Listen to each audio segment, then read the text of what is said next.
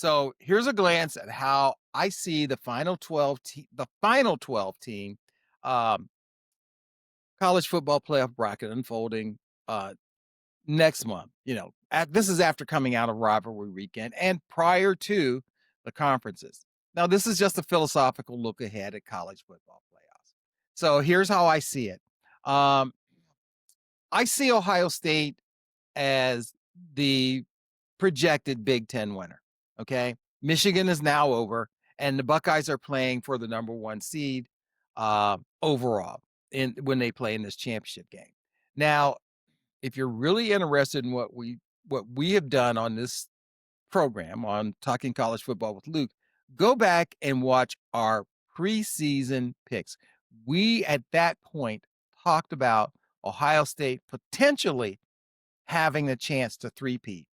And I got a lot of pushback from people saying that we were, there was no chance. But my response was they're the only ones that could do it.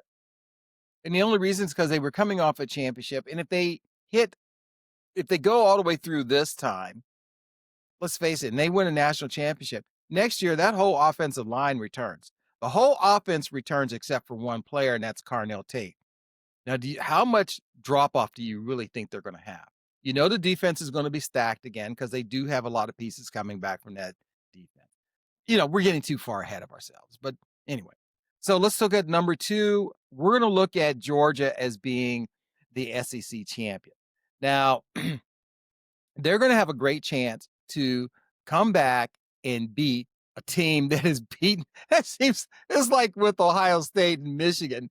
It's Georgia and Alabama. But I believe that Georgia will take care of business against Alabama in Atlanta. And then they'll secure a top four seed and obviously the opening round bid. Now, here goes the other one.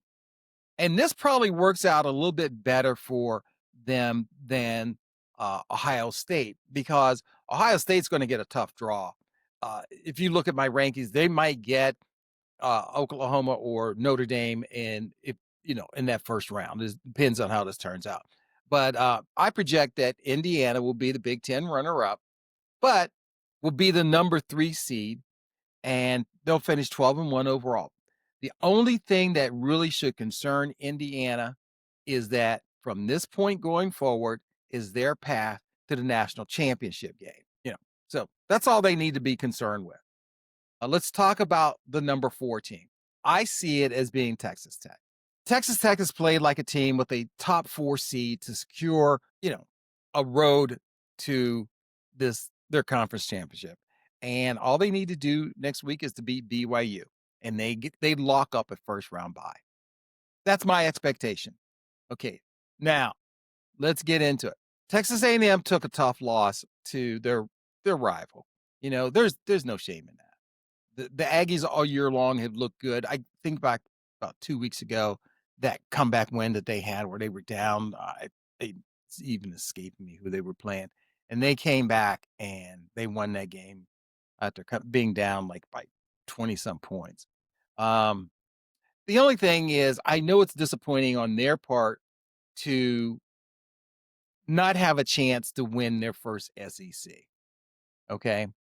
But here's the plus side. If you are an Aggies fan, okay, Texas A&M will have a sold out, crazy environment inside of Kyle Field next month. I would love to be at that game. You know that the Aggies, whoever they get, are going to be, remember that bonfire from a few years ago where they stopped doing it because they were too big? That's how crazy that environment is going to be. All right, so let's look at who I think is going to be number 6, because this is important. I see the Oregon Ducks. Okay, I see a team that, in my opinion, solidified a first round home game inside of Autzen Stadium. Okay, that was a nice win over Washington. And Oregon will be the Big Ten's 3rd selection inside of the top 6. I think that there's a lot to be said for that you got 3 Big Ten teams in the top 6. All right, let's talk about one of the little bugaboos in the room, and that is Ole Miss. As I'm recording this right now, Lane Kiffin has not left yet, but everything I've read or I've seen, it looks like, you know, he's on his way to LSU. So whatever happened, I know the committee talked about they might drop them if he leaves. I don't think that that's going to happen because of who I have behind them. And Ole Miss has the head-to-head win over Oklahoma on their resume. And how can you drop them below Oklahoma?